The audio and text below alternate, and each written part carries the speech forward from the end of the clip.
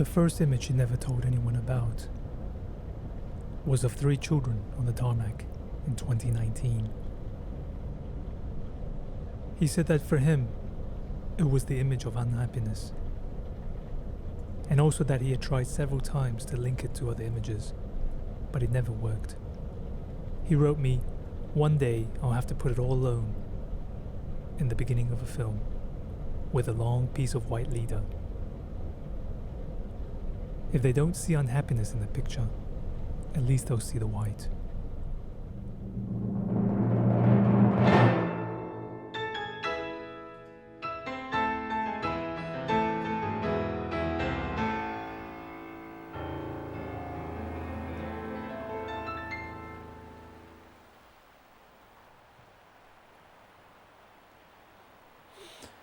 He took 8 grams of psilocybin, and when it took effect, it was meditating in a room of white women, when he suddenly thought of his grandmother's smile.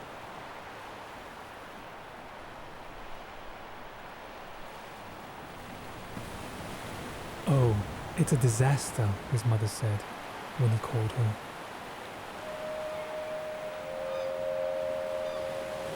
"Your uncle sold half of White Boy San He Yuan,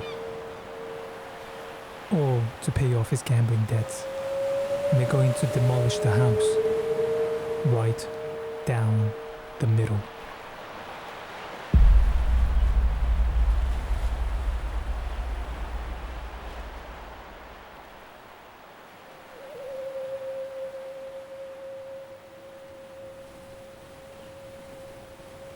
She was distraught. He didn't know then of the pain and sadness that would release itself over the next years.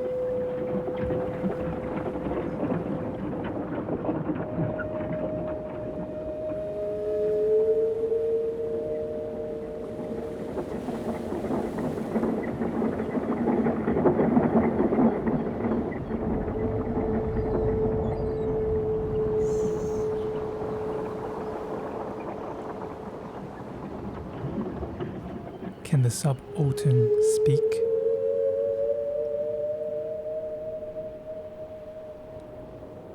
He waited and stared at the unbearable.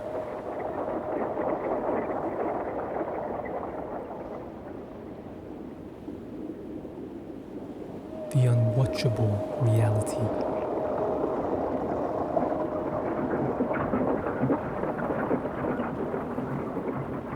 He waited until he could no longer participate in the failed dreams of the hegemon.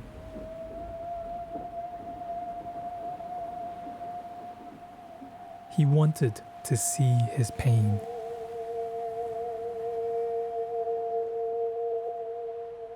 He realized that his vengeance was a lazy form of grief.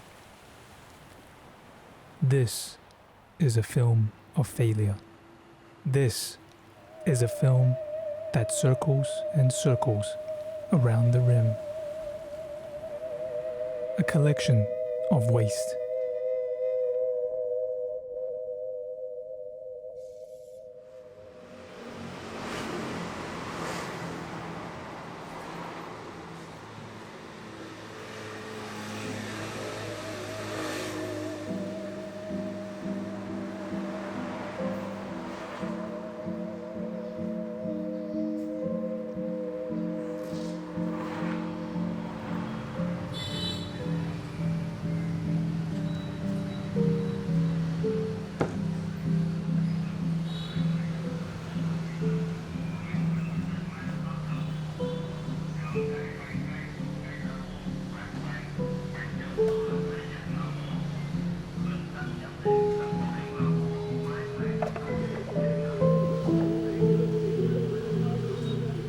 Amar was the only one left of a generation.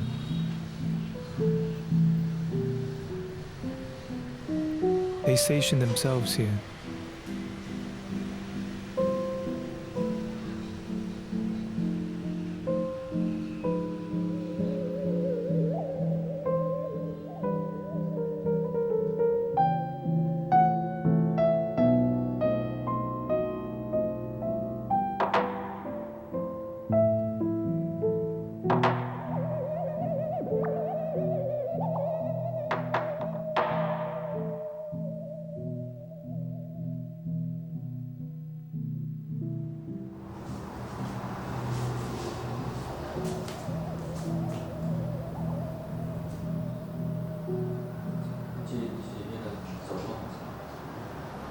To reach Waipo's Sanheyuan, he must first arrive at the patriarchal home of his father's side.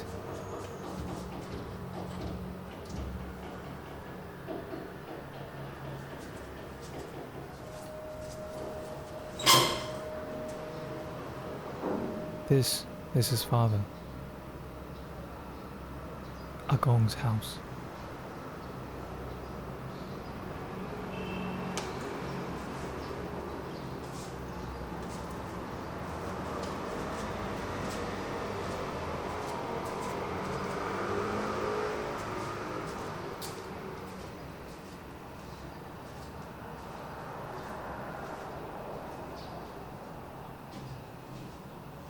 Here is one side of the Genesis. He remembers his identity before the colonial language. The spirit of evangelical finance returned and returned to the island of Formosa.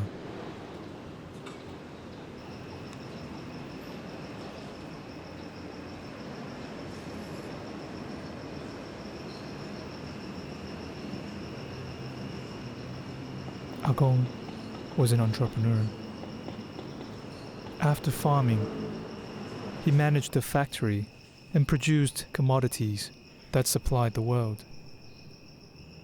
He ran through these spaces as a child, surrounded by a community of people.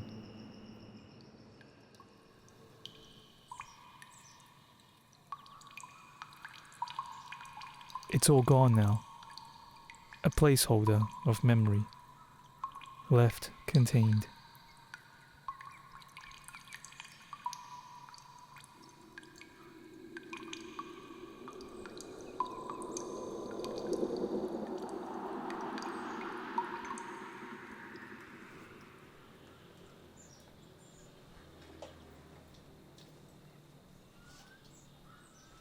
Like many of his parents' generation, they left Taiwan for a better life. The young colonial country, also known as Australia, felt new and full of promises.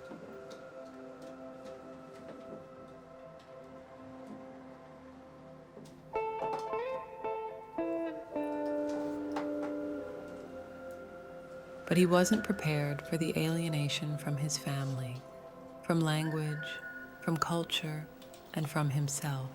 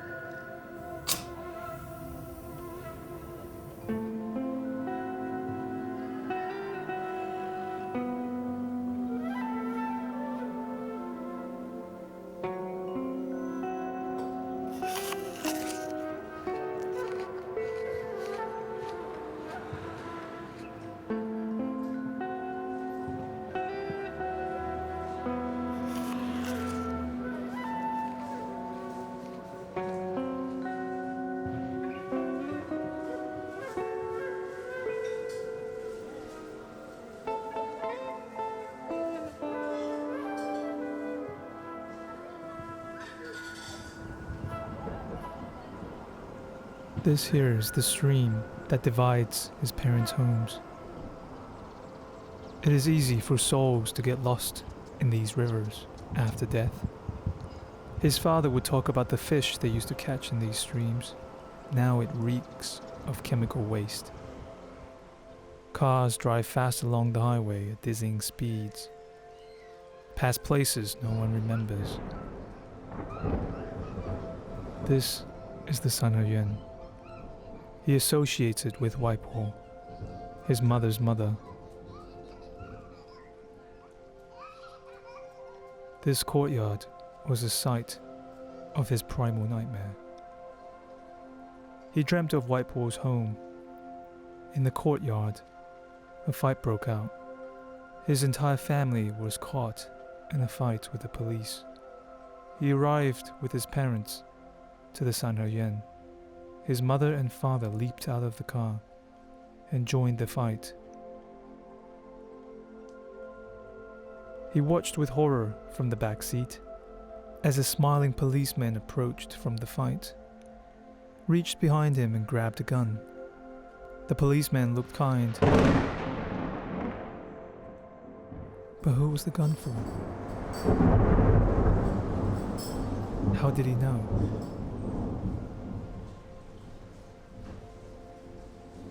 What would he do with the gun? He felt helpless within the violence. All he could do was watch as the policeman returned to his family.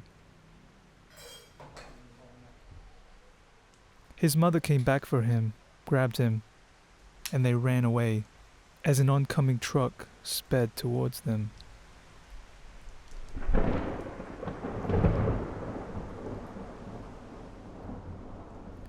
In the last moment, it reared on its back end like a stallion.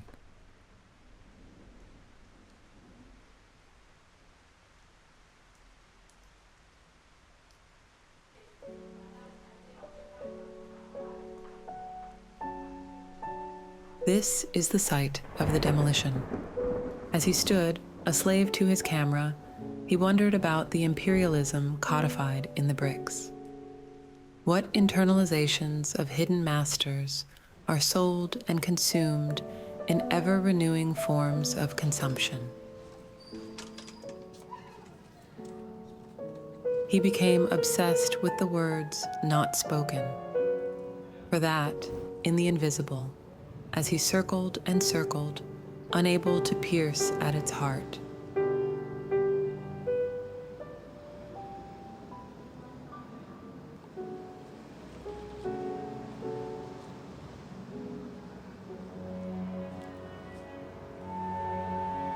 Gone are the pigs, the oxens, the chickens, the pigeons. Families moved away, distances elongated.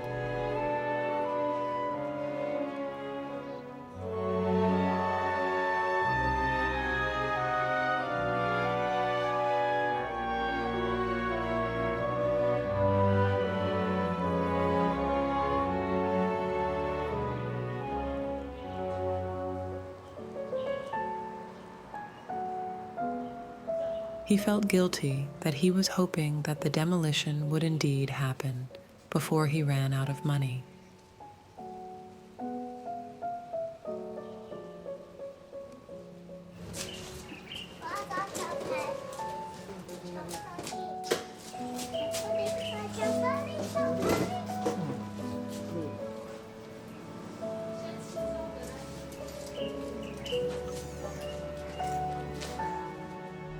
But the void gazes back. The repressed shall return. The temple looks directly across to the shack, where his good-for-nothing uncle gambles, not so secretly. This is where he gambles, they tell him.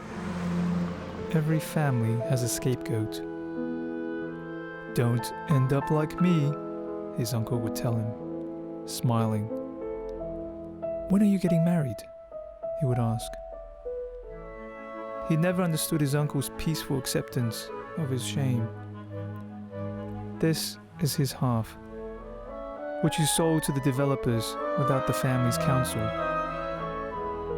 This is the half that will be demolished to pay for his gambling debts. A lifetime of shame.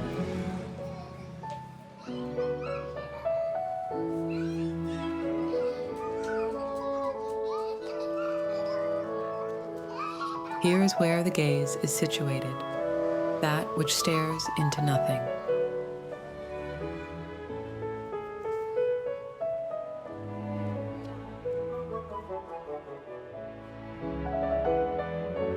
The Sanheuyen provides a symbolic structure of family unity and social organization, a house of multiple generations, fostering familial bonds and communal living. The open courtyard before the temple provided space for drying crops, family gatherings, and ceremonies. Here, they dried their harvests and warmed water for bathing under the sun. The central room symbolizes the family's heart. The heart is designated for demolition. He felt nothing. He didn't dare to feel. He didn't dare to think. Like the dream, he watched. He watched the family fighting. Fighting who?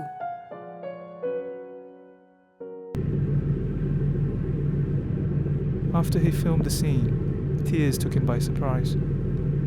He ran away, just like in the dream. He always ran. But the images would not leave. The world was indifferent to his fears. The demolition will happen, no matter how much anyone protests. He left his family. He began wandering, filming, unaware of his attraction to all those who look.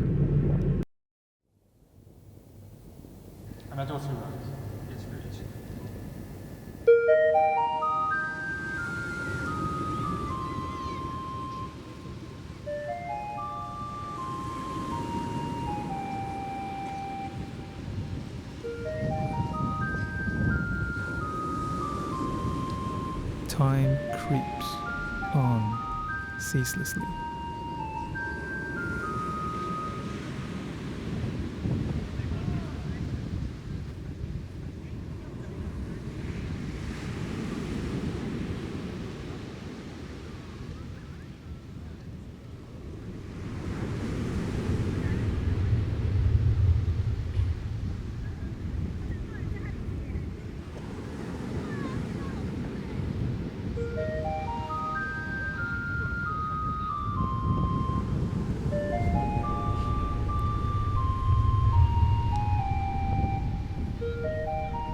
He hoped that by obsessively collecting, his fantasies would at least be saved. He waited by his phone, waiting for the call, waiting for the demolition. What was he waiting for? A woman saw him and asked what he was filming.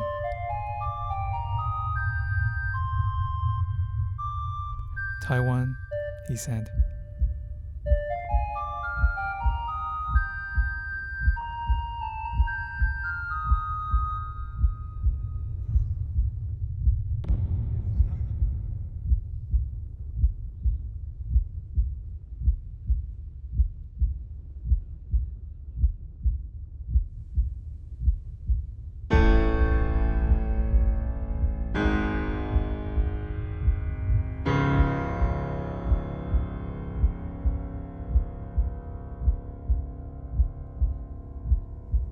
Time creeps on ceaselessly.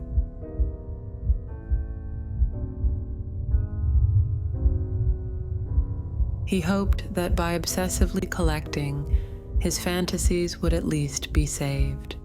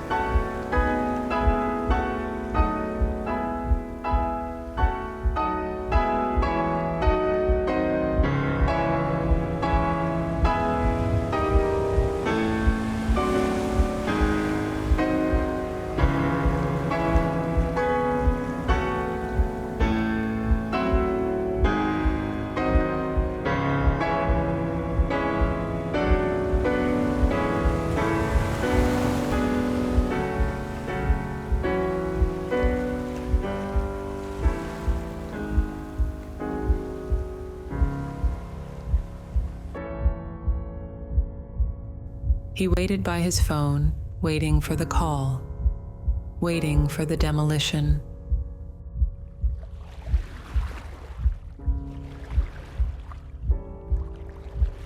He left in order to remain looking. He wished to remain where he had never seen.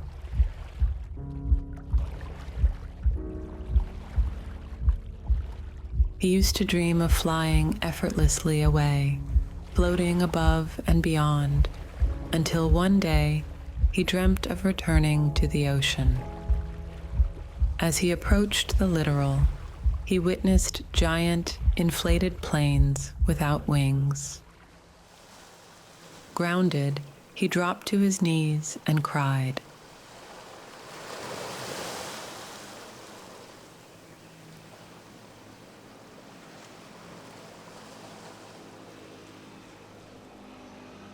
A woman saw him and asked what he was filming. Taiwan. He said. "Why don't you come to film my brother-in-law?" she said to him. He's a politician currently on his campaign trail. Why don't you come and document him in the process?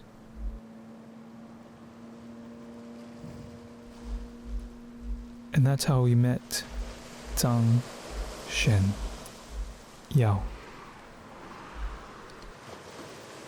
今天我这个张显耀委员特别来关心我的老人家。他今天这都连电视上才可以看到的，今天我都特别邀请他来到这边关心大家，谢谢。也跟他说几句话，来关心大家，谢谢谢谢，谢谢罗董，谢谢大家。先跟大家问好，张显耀，先祝福大家，谢谢。 哇！你啦，较少年的上这款人，会晓讲话，会晓做代志，张显耀，安尼好无？好不好？现在啦，哇，这款刚讲话有活力，袂使讲白人好不好？如果这样子我就可以进立法院了。这关过了，我就进立法院，帮大家好吗？安尼好不好？好。简不简单？ 很简单请大家记下来，回去可不可以跟家里面的人讲一下？如果在5月都有电话打来的时候，不管是家里的家人交代一下，接到电话，民调立委的民调电话，都请他回答说，唯一支持张显耀，其他都不要，好不好？好。因为立委只有一个啦，你不能回答说。 没有分数只有一个才有分数，讲一个就张显耀才有分数，好不好？谢谢大家，谢谢，谢谢大家，谢谢。小姐，来。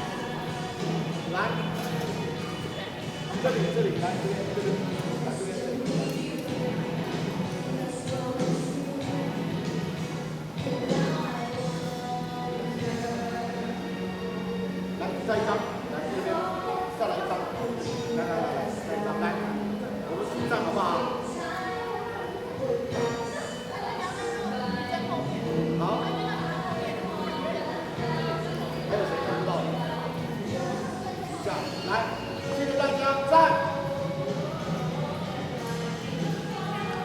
好，谢谢。